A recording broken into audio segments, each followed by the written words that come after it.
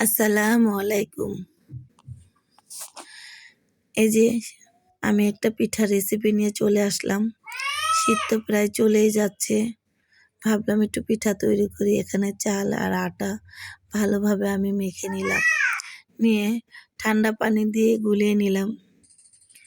ভালো করে গুলিয়ে নিতে হবে যাতে দলা না পাকিয়ে থাকে। এই যে আমি ভালোভাবে নেড়ে চেড়ে নিতেছি। এই যে গুলাটা এই যে পাশেই আবার খিসা তৈরি করেছিলাম। সেই খিসাটা একটা পাটিসাপটা পিঠা বানাবো। এই যে আমি গুলাটা আবার ভালোভাবে একটু নেড়ে নিলাম। নেড়ে এখন আমি অন্য একটি পাশের কড়াই ইয়াতে তাওয়া বসিয়ে দিলাম চুলাতে। পাশে একটু টিস্যু দিয়ে একটু তেল দিয়ে মুছে নিচ্ছি। এখন তাওয়াটা একটু গরম হলেই আমি এখন ওই চালের আর আটার ব্যাটারটা দিয়ে দিব।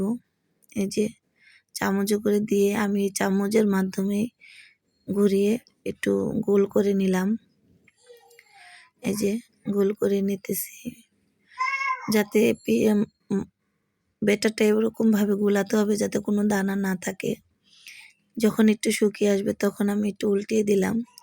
অনেকে উল্টে দেয় না, আমি উল্টিয়ে দিলাম যাতে দুই পাশে ভালোভাবে হয়। তারপরে যে পরিমাণ মতো খিসা দিয়ে দিলাম আমি পিঠাতে। পিঠার উপরে খিসা দিয়ে এখন আমি ভাজ করে নেব। একটু বেশি পরিমাণে খিসা দিলে পিঠাটা খেতে ভালো লাগে। এই যে এখন আমি উল্টিয়ে নিব। এই যে উল্টিয়ে পিঠাটা আমি তৈরি করতেছি। আমি ভালোভাবে একটু করে দিলাম, ভেজে নিলাম। এখন যে আরেকটি পিঠাও তৈরি করতেছি। দেখুন এই যে ওই চামচের মাধ্যমে আমি গোল করে নিলাম। নিয়ে আমি একটু উল্টিয়ে নিলাম। নিয়ে আবার ওই একই রকম করে খিসা দিয়ে এই যে পরিমাণ মতো একটু বেশি পরিমাণে খিসা দিবেন। ওই ভেতরের পুরটা যতটা যতটা দুধ দিবেন তত মজা হবে। আমি 1 লিটার দুধ দিয়েছি, 1 মুঠ পোলার চাল, খেজুরের গুড়, নারকেল এগুলো দিয়ে আমি খিসাটা বানিয়েছি। রেসিপিটা দিতে পারিনি, স্কিপ হয়ে গেছে।